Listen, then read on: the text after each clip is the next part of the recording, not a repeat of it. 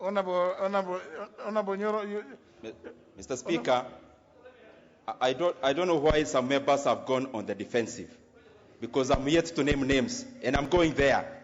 I'll be naming names, so relax, be patient.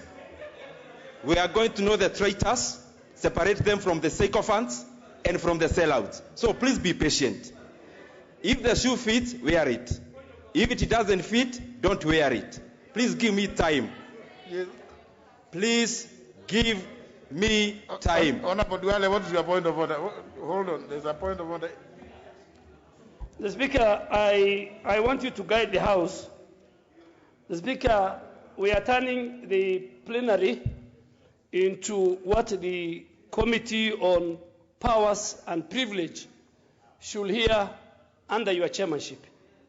Speaker, the whole country is watching us, and we cannot conduct that business of a committee of this House which you chair, Powers and Privilege.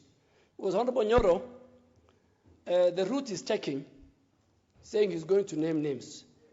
So we are moving from one marquee issue to another. Because Mr. Speaker, I have been here. And I'm sure Honorable Bandi and Honorable Kimunya will agree with me. In the 10th Parliament, the great lady and then the Minister for Justice and Constitutional Affairs, Honorable Mara Karua, I can't remember, I'll go back to the Hansard.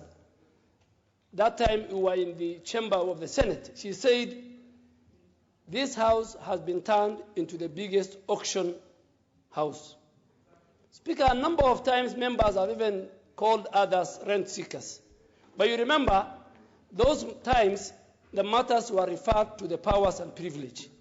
And some members ended up being invited by EACC. We have just finished in last Parliament dealing with the matter of the mercury and the sugar. And your committee gave recommendation.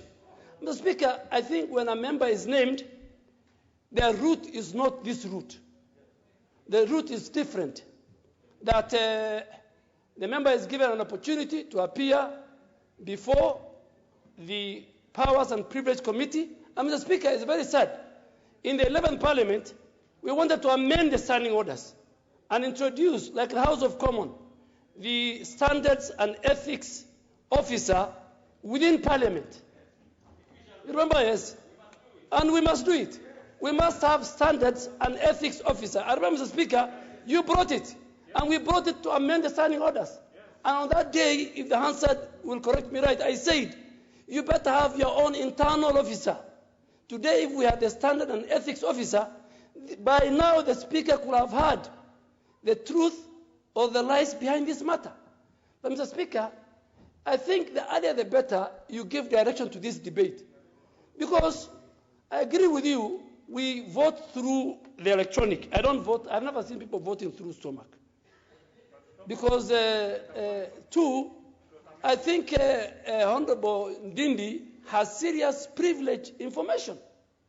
And if he has that information, he can give it. Because the moment, for example, he mentions the member for Garissa in this plenary, for example, or the member for Limuru, or the member for Suba, it becomes another sensational matter.